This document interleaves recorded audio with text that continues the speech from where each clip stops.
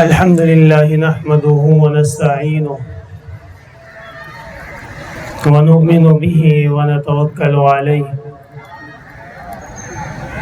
ونعوذ بالله من شرور أنفسنا ومن سيئات أعمالنا من يهده الله فلا مضل له ومن يضلله فلا هادي له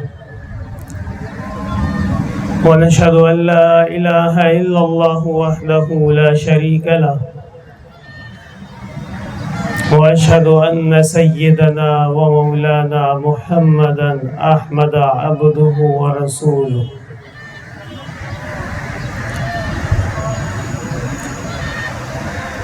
اللهم صل وسلم على النبي الأمي وعلى آله وأصحابه وبارك وسلم عليه أما بعد فأعوذ بالله من الشيطان الرجيم بسم الله الرحمن الرحيم واتل عليهم نبأ ابني آدم بالحق إذ قربا قربانا فتقبل من أحدهما ولم يتقبل من الآخر قال لأقتلنك قال إنما يتقبل الله من المتقين ولما سئل رسول الله صلى الله عليه وسلم عن الأضاحي قالوا ما هذه الأضاحي يا رسول الله قال سنة أبيكم إبراهيم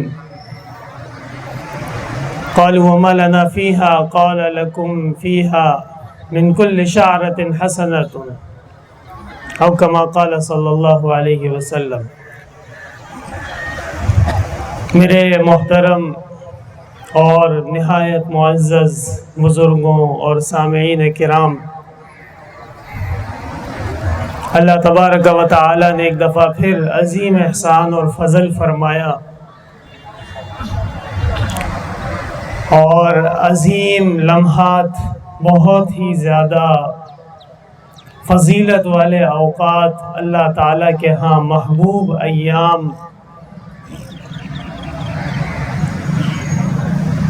اور ایسے ایام، ایسے عشرہ جو کہ قرآن کریم میں بھی بہت ہی زیادہ محبوب قرار دیا گیا ہے۔ والفجر ولیال عشر،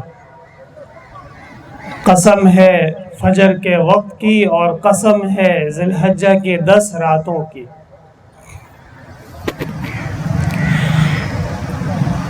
گزشتہ جتنے بھی ادیان گزرے ہیں اس میں جتنے تہوار ہیں، ان کی عیدیں ہیں، ان کے مذہبی مناسک ہیں،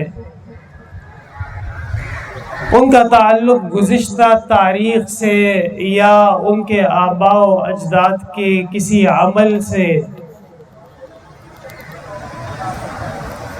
یا گزشتہ امتوں کی کامیابی یا ناکامی سے اس کا تعلق ہوا کرتا ہے۔ مثلا اس وقت دنیا میں بہت زیادہ تعداد میں نصارہ موجود ہیں، عیسائی، اور وہ ایک مخصوص دن میں عید مناتے ہیں جسے کرسمس کہا جاتا ہے۔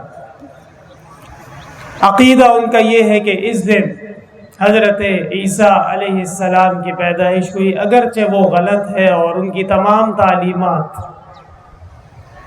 وہ منحرف ہو چکی ہیں، چینج ہو چکی ہیں، تبدیل ہو چکی ہیں۔ اسی طرح جو یہود ہیں، رسول اللہ صلی اللہ علیہ وسلم جب مدینہ منورہ تشریف لے گئے اور ایک مخصوص دن میں آپ نے دیکھا کہ یہود خوشی کا اظہار کر رہے ہیں، عید منا رہے ہیں، رسول اللہ صلی اللہ علیہ وسلم نے ان سے پوچھا کہ یہ سب معاملہ کیا ہے، کیا ماجرا ہے؟ فرمایا، جواب دینے لگے کہ اس دن اللہ تبارک و تعالی نے حضرت موسیٰ علیہ السلام کو اور بنی اسرائیل کو فرعون سے نجات عطا فرمائی تھی۔ اور ظاہر بات ہے کہ اس دن کی وجہ سے ہم کامیاب ہوئے، ہمارے لیے آسانیاں پیدا ہوئیں، لہٰذا ہم اس دن کو عید مناتے ہیں۔ اسی طرح دنیا کے دیگر مذاہب، خواہ وہ بدھ مت ہو یا وہ ہندو ہو، ان کے مذہبی تہواروں کا تعلق وہ اپنے آباء و اجداد کے کسی عمل، کسی پیدائش، کسی موقع سے ہوتا ہے۔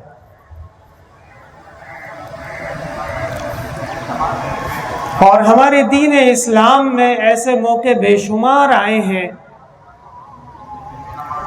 کہ اگر اللہ تبارک و تعالی حکم فرما دیتے کہ اس دن عید ہے، اس دن خوشی منانی ہے، تو وہ دن یقیناً اسلام میں ایک بہت بڑا دن مانا جاتا ہے۔ رسول اللہ صلی اللہ علیہ وسلم کی پیدائش مبارک ایک ایسا دن کہ جس دن یقیناً پورے عالم اسلام میں ایمان کی روشنی، نور و ہدایت کی روشنی، اس کی کرن طلوع ہوئی ہے۔ لیکن آپ اسلام کی تمام معتبرات کتابیں، بڑی بڑی کتابیں، فقہ کی، حدیث کی، تفسیر کی آپ اٹھا کے دیکھ لیجئے، اور ان تمام کتابوں میں آپ کو دو تہوار اسلامی خوشی کے عیدین کے نام سے ملیں گے، عید الفطر اور عید الاضحیٰ۔ اس کے علاوہ اسلام کے اندر کوئی عید نہیں۔ رسول اللہ صلی اللہ علیہ وسلم غار حرا میں تشریف لے گئے، قرآن کریم کے نزول کی ابتدا ہوئی، اقرأ باسم ربک الذی خلق آیات نازل ہوئی۔ اس دن کو بھی اسلام کے اندر عید نہیں قرار دیا گیا۔ رسول اللہ صلی اللہ علیہ وسلم مکہ مکرمہ سے ہجرت فرما کے مدینہ منورہ تشریف لے گئے، اور حضرت عمر فاروق رضی اللہ عنہ نے جب صحابہ کرام رضوان اللہ علیہم اجمعین سے یہ مشورہ کیا کہ اسلامی نظام تقویم یعنی اسلامک کیلنڈر یہ کس طرح ہونا چاہیے، کون سا نظام اس کے موافق ہونا چاہیے، بہت سارے مشورے، تجاویز پیش کی گئیں۔ حضرت عمر فاروق رضی اللہ عنہ کی طرف سے ایک سوال تھا کہ یہ بتاؤ کہ اسلام کو فتح، نصرت، سربلندی، غلبہ یہ کس دن سے باقاعدہ علی الاعلان شروع ہوا ہے؟ صحابہ کرام رضوان اللہ علیہم اجمعین نے اتفاق فرمایا کہ جب رسول اللہ صلی اللہ علیہ وسلم مکہ مکرمہ سے مدینہ منورہ کی طرف ہجرت فرما گئے، اس دن سے جو اعمال، اس دن سے جو احکام، اس دن سے جو ماحول ہے، اس میں بہت زیادہ تبدیلی نظر آئی، اور دین اسلام کو اللہ تبارک و تعالی نے ایک آفاقی فتح اور نصرت سے نوازا۔ یہی وجہ ہے کہ آج ہم جب بھی تقویم کا حساب کرتے ہیں، خصوصاً اپنے مذہبی دین اور شریعت میں، تو ہم ہجری تاریخ رسول اللہ صلی اللہ علیہ وسلم جس دن آپ وہاں سے ہجرت فرما کے مکہ سے مدینہ منورہ تشریف لے گئے، آج اسی سے حساب لگایا جاتا ہے۔ لیکن یاد رکھیے، یہ صحابہ کرام نے تاریخ اور تقویم کے لیے مقرر فرمایا ہے، باقاعدہ شریعت کا کوئی حکم اس سے متعلق نہ عید کا ہے، نہ خوشی کا ہے، نہ کسی تہوار کا ہے، نہ کسی یاد کا ہے۔ رسول اللہ صلی اللہ علیہ وسلم مدینہ منورہ میں تشریف لے گئے، وہاں ایک باقاعدہ اسلامی نظام، ایک کامیاب اسلامی ریاست، ایک ماڈل پیش کیا اور دنیا کو آپ نے دکھایا کہ جس عرب میں زندہ بچیوں کو درگور کیا جاتا ہو، جس علاقے میں ڈاکو اور رہزنی کو فخر سمجھا جاتا ہو، اور جس علاقے میں چھوٹی چھوٹی بات پہ سینکڑوں افراد کو قتل کر دیا جاتا ہو، اس معاشرے، ان افراد، اس مٹی سے ابو بکر صدیق، عمر فاروق اور عثمان ذو النورین اور علی المرتضی رضوان اللہ علیہم اجمعین جیسے افراد کیسے پیدا کیے جائیں؟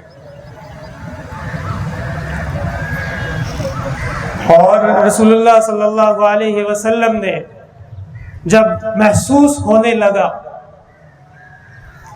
کہ دین اسلام کی دشمنی میں اور اللہ تبارک و تعالی کے نافرمانی میں اب یہ لوگ حد سے آگے بڑھ رہے ہیں، اور ضرورت اب ان کو یہ پیش آ رہی ہے کہ یہ جنگی سامان جمع کریں اور باقاعدہ ایک فوج تیار کریں دین اسلام کے خلاف، رسول اللہ صلی اللہ علیہ وسلم نے اعلان فرمایا کہ اب جہاد کا وقت آ گیا۔ یا ایھا النبی جاہد الکفار والمنافقین واغلظ علیہم ومأواہم جہنم وبئس المصیر۔ یا ایھا الذین آمنوا قاتلوا الذین یلونکم من الکفار ولیجدوا فیکم غلظہ وتلک الایام نداولها بین الناس ولیعلم اللہ الذین آمنوا ویتخذ منکم شہداء۔ قرآن کریم کی آیات سب دلائل ہیں اس بات پہ۔ حضرت حمزہ رضی اللہ عنہ رسول اللہ صلی اللہ علیہ وسلم کے محبوب چچا وقتاً فوقتاً تشریف لاتے تھے اور رسول اللہ صلی اللہ علیہ وسلم سے اجازت طلب کرتے تھے کہ ہمارے خلاف، اسلام کے خلاف، اللہ کے دین کے خلاف جو لوگ برسر پیکار ہیں، جو سازشوں میں مصروف ہیں، آپ ہمیں اجازت دیجئے ہم ان کے ساتھ جہاد کا آغاز کریں۔ رسول اللہ صلی اللہ علیہ وسلم فرمایا کرتے تھے کہ ابھی تک اجازت نہیں ملی ہے۔ وما ينطق عن الهوى۔ رسول اللہ صلی اللہ علیہ وسلم اور آپ سے قبل جتنے بھی انبیاء تشریف لائے، ان کے اقوال، ان کی بات، ان کے افعال، وہ سب اللہ تبارک و تعالی کی طرف سے منظور شدہ وحی ہوتی ہے۔ ان هو الا وحی یوحی۔ تو غزوہ بدر پیش آیا، اس کو عید کا دن قرار نہیں دیا۔ غزوہ احد پیش آیا، مدینہ منورہ کا اہل اسلام نے کامیاب دفاع کیا، اس دن کو عید مقرر نہیں کیا۔ تمام اس زمانے کے جو کفار اور مشرکین جمع ہو گئے، اتحادی فوج کی شکل میں اسلام پہ حملہ ور ہوئے، احزاب کی صورت میں، خندق کی صورت میں اسلام کو اللہ تبارک و تعالی نے فتح عطا فرمائی۔ اس دن کو عید کا دن قرار نہیں دیا۔ حوازن کے ساتھ حنین میں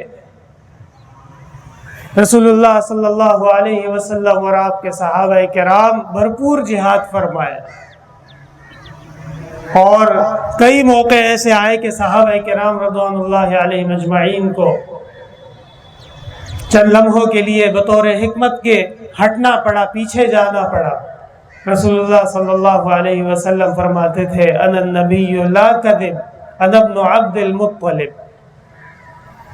علماء فرماتے ہیں کہ کسی بھی انسان یا کسی بھی مقام اور مرتبے کے لیے دو چیزوں کا خالص ہونا، دو چیزوں کا محبوب ہونا بہت ضروری ہے۔ نمبر ایک، جس کی ذمہ داری لگائی جا رہی ہے، جس کو انچارج بنایا جا رہا ہے، جس کو اختیارات دیے جا رہے ہیں، اس کو اچھی طرح سے دیکھ لیا جائے کہ یہ نسل و نسب میں، عادات و اطوار میں، اخلاق میں، معاشرت میں، معیشت میں، دنیا میں جتنے معاملات پیش آنے ہیں اس بارے میں اس کی تربیت کیسی ہوئی ہے، اور یہ وقت آنے پہ کیسا عمل کرے گا، کیا ان کا لاہ عمل ہوگا۔ یہ سب چیزیں ہوتی ہیں تربیت سے۔ آپ صلی اللہ علیہ وسلم نے فرمایا انا ابن عبد المطلب، میں عبد المطلب کا بیٹا ہوں، اعلیٰ ترین خاندان اور نسل و نسب میں سے۔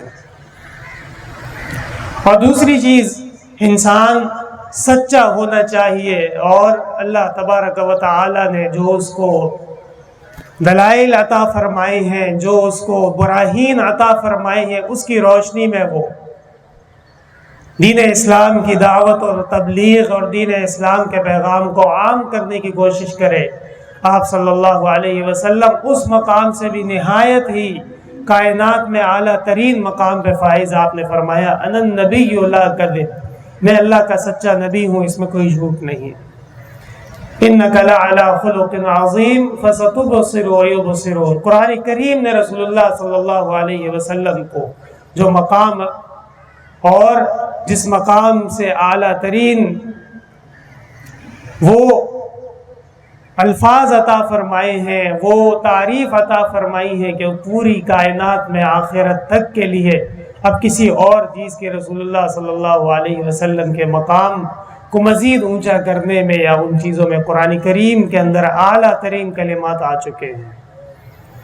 میرے محترم بھائیوں، حضرت ابراہیم علیہ السلام کی عظیم سنت قربانی، جانور کا ذبح کرنا، نہایت مختصر کے ساتھ یہ بات سمجھ لیجئے کہ ہم جو اعمال کر رہے ہیں، جو قربانی کر رہے ہیں، ہمارے لیے اتنی دلیل کافی ہے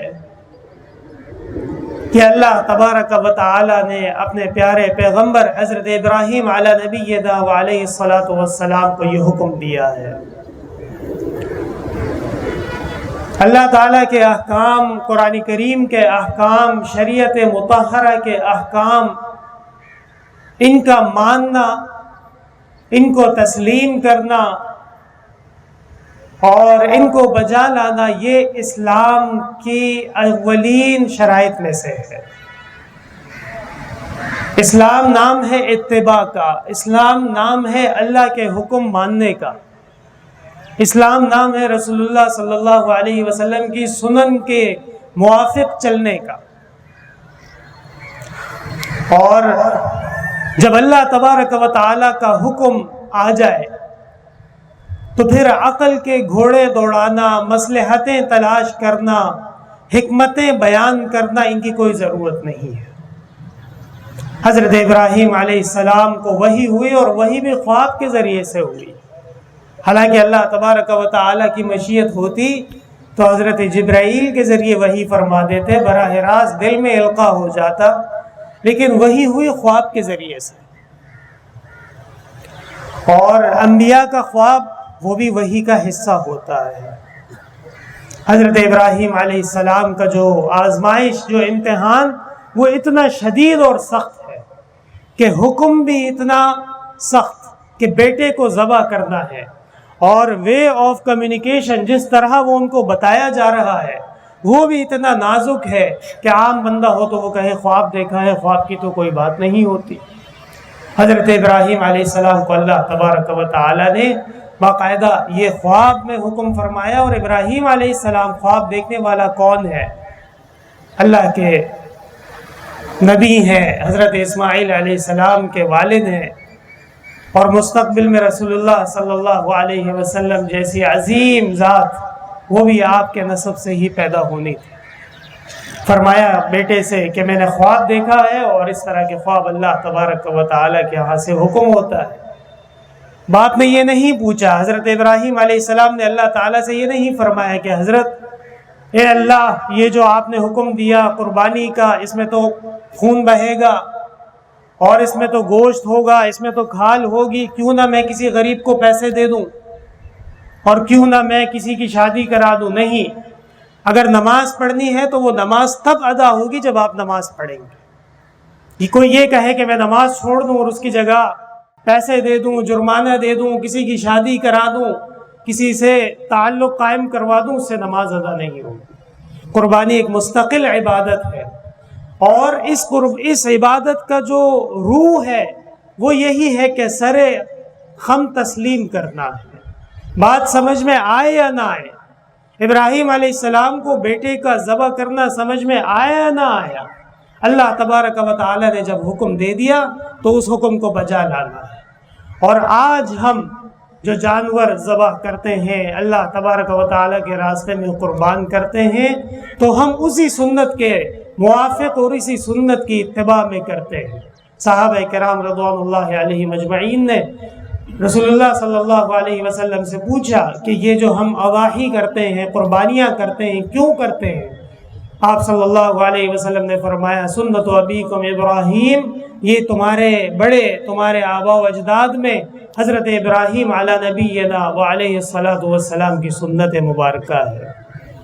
صحابہ کرام نے پوچھا کہ اس سنت پہ عمل کرنے سے کیا ثواب ملے گا؟ آپ صلی اللہ علیہ وسلم نے فرمایا فی کل شعرۃ حسنۃ، جانور کے جسم پہ جو بال ہیں ہر بال کے بدلے ایک نیکی ملے گی۔ اسی طرح آپ صلی اللہ علیہ وسلم نے فرمایا من وجد ساعۃ ولم یضحی فلا یقربن مصلانا، جس کسی کو توفیق ملی ہو لیکن اس نے قربانی نہیں کی، وہ ہماری عیدگاہ میں نہ آئے، ہماری نماز میں نہ آئے۔ کتنی بڑی وعید ہے، اس سے پتہ چلتا ہے اللہ تبارک و تعالی نے یہ عبادت ہم پہ واجب فرمائی ہے۔ اور اسلام کے اندر جو دو عیدیں ہیں ان کا تعلق بھی عبادت کی تکمیل سے ہے۔ رمضان المبارک میں ہم نے روزے رکھے، تراویح پڑھی، اعلیٰ ترین اللہ تبارک و تعالی نے ہمیں اوقات نصیب فرمائے، وہ ہم نے پورے کیے۔ اب اس کے بعد فرمایا اب عید منا لو۔ عرفہ، حج، اللہ تعالیٰ کے حضور حجاج کی حاضری، رمی الجمرات، مزدلفہ میں جانا، یہ بہت بڑا عمل ہے اور یہ پوری کائنات میں بہت عظیم عبادت ہے۔ جب مکمل ہو گئی اللہ تبارک و تعالیٰ نے فرمایا اب عید الاضحیٰ منا لو۔ ہمارا تہوار، ہماری شریعت، ہمارے احکام، ان کا تعلق انسان کے اپنے عمل سے ہے، پدر من سلطان بود سے اس کا کوئی تعلق نہیں ہے۔ وہ تو آبا تھے، اجداد تھے ہمارے، بتاؤ تم کیا ہو؟ اپنے اعمال کو درست کر لینا اور اسی طرح اپنے تمام ان معاملات کو، ان سلسلوں کو اللہ تبارک و تعالیٰ کے احکام کے مطابق کر لینا، یہ تمام سال کی ہماری تعلیم کا حصہ ہے۔ اللہ تبارک و تعالیٰ نے بخیر و عافیت قربانی جیسے عظیم دن عطا فرمایا، عید الاضحیٰ کا دن۔ رسول اللہ صلی اللہ علیہ وسلم فرماتے ہیں کہ ما عمل احد، اس دن کوئی عمل نہیں کر سکتا، احب الی اللہ تعالی، جو اللہ تبارک و تعالی کے ہاں محبوب ہو، من احراقۃ الدم، خون کے بہانے سے زیادہ، یعنی اللہ تبارک و تعالی کے ہاں بہت محبوب عمل ہے۔ لہٰذا اللہ تبارک و تعالی مسلمانوں کو خوب توفیق عطا فرمائے کہ وہ اپنے اعمال، اپنی قربانی، اپنے تمام معاملات اللہ تبارک و تعالی کی خوشنودی اور رضا الہی کے مطابق پورے کر لیں، اور رسول اللہ صلی اللہ علیہ وسلم کے احکام اور سنت کی پابندی اور حضرت ابراہیم علی نبینا و علیہ الصلاۃ والسلام کی عظیم قربانی اور آپ کی آزمائش میں کامیابی، آج اسی کی یاد میں، اسی کے افتخار میں ہم قربانی کے سلسلوں کو جاری رکھے ہوئے ہیں۔ اللہ تعالیٰ قبول اور مقبول فرمائے۔ کیا کرنا ہے جی؟ نماز تیار کریں۔